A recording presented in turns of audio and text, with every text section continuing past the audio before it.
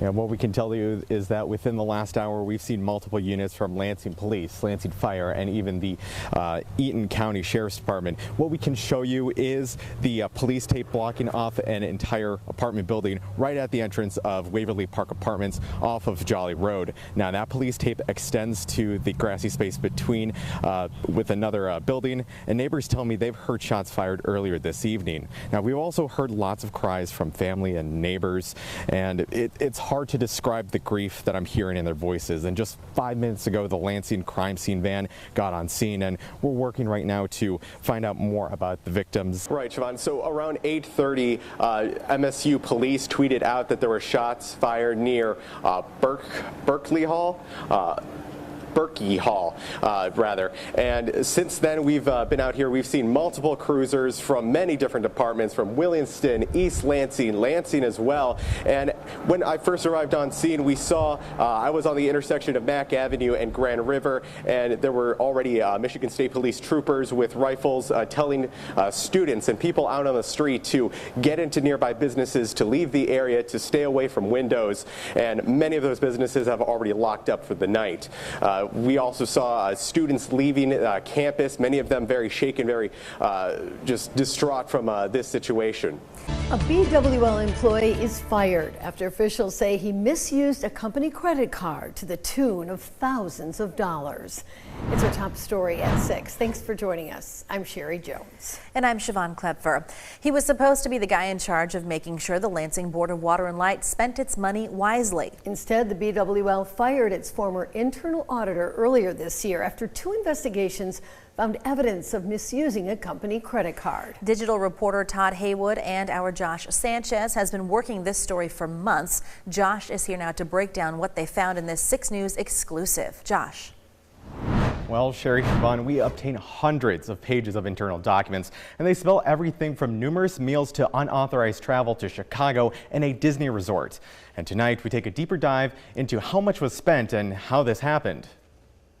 Back in May 2022, Frank Machoka joined BWL as the utilities internal auditor. It was his job to review practices, policies, and procedures and make sure the company spent its money properly. But over the course of around 8 months, records obtained by 6 News show Machoka used a company credit card for what the board later called unauthorized food, travel, and school costs. An internal investigation found 10 separate violations of BWL policy. That included multiple meals where he ate alone or claimed BWL officials were at the table when they say they were not. Ratepayers were left with more than $30,000 in credit card charges. More than $3,000 were spent on food. More than $600 at Bravo. Nearly $780 at the Rusty Mug right across the street from BWL headquarters in Riotown. More than $140 at Blue Owl Coffee, just to name a few places. In Machoka's contract, BWL agreed to cover the cost of classes at Michigan State University to brush up on auditing, licensing and bar membership fees in 3 states, and $20,000 to help cover the cost of moving from Lancaster, Pennsylvania to Michigan. But BWL policy states Machoka was supposed to pay for classes and get reimbursed, not charge them to his credit card. While Machoka started using the credit card when he was hired in May of 2022, emails show the costs didn't become an issue until receipts were finally reviewed by a member of BWL's board in February of 2023. Machoka only reports to the board, not BWL General Manager Dick Peffley. The board then hired a law firm to do an outside investigation to review the credit card use. That investigation cost BWL another $30,000. We reached commissioners multiple times, including during last month's Board of Commissioners meeting. Vice Chair David Price says the issue is a personnel matter and that policies have since been fixed. BWL Chair Simone James was escorted into the meeting by security and did not stop to take questions. This week, a spokesperson representing board members say commissioners consider the matter closed, but the case doesn't sit well with governmental ethics expert John Pelissaro. He reviewed the records at our request. This is the auditor that was hired by the board to oversee the proper use of funds, and for that individual to violate the public trust should raise very important questions in the minds of the citizens of Lansing.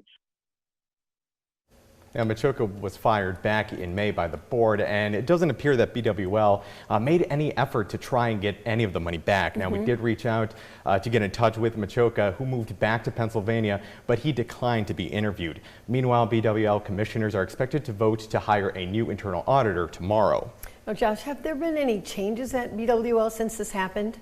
Well, in the months following Machoka's firing, commissioners have passed a revised fraud prevention policy and credit card policy, and they even slashed the amount the auditor could spend from $25,000 a month to $10,000 a month. And the person who served as the chair of the Finance Committee during this time stepped down over the summer.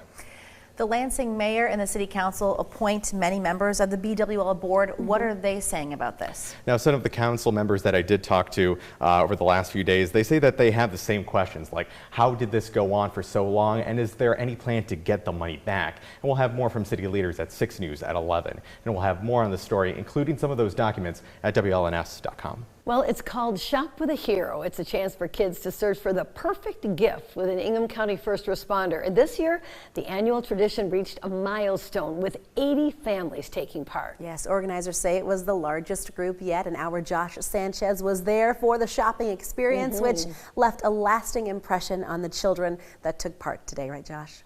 Yeah, that's right. December 25 is more than 2 weeks away, but faces for dozens of kids lit up as bright as Christmas morning. Organizers say the event has been going on for more than 2 decades, growing every year and spreading holiday cheer to more families in need. You ready, buddy? Mason's Meyer location was filled with heroes tonight, a handful straight from the pages of comic books and more than a dozen from real life. Shop with a Hero brought sheriff deputies, officers, and firefighters together from nearly 10 different departments from across Ingham County. The first responders were paired with one of 80 families in need nominated by their schools. One of those teams was Williamston police officer John Palong and Ray Jones. My brother, I got him a football, and then my sister, I got her to make friendship bracelets. For Jones, it was the first time her family was invited to be part of the tradition, something that's considered a blessing during a time when holiday cheer can be hard to come by for some families. For the families that are needy and don't get to experience that and are chosen, it helps them realize that it's not always, a struggle. So people are out there helping every day. The night had an extra meaning for Officer Palong, who happens to patrol the same school Jones goes to. And it was just random that we got put together and everything, so it was really cool to be able to connect to someone that I actually serve the community there, so that was fantastic. It was amazing. What's also amazing is organizers say donations from sponsors and regular people has allowed the program to grow. Last year's Shop with a Hero helped 62 kids and supported 50 children the year before that. It just means that, us as a community need to pull together more, because that's what's making this happen is the communities. If we weren't together as communities, then we wouldn't have nothing. Now, on top of the shopping trip, families were also provided with a free take-home meal. Ingham County Animal Control also helped give out pet food donations for families that have a four-legged friend back at home. Back to you.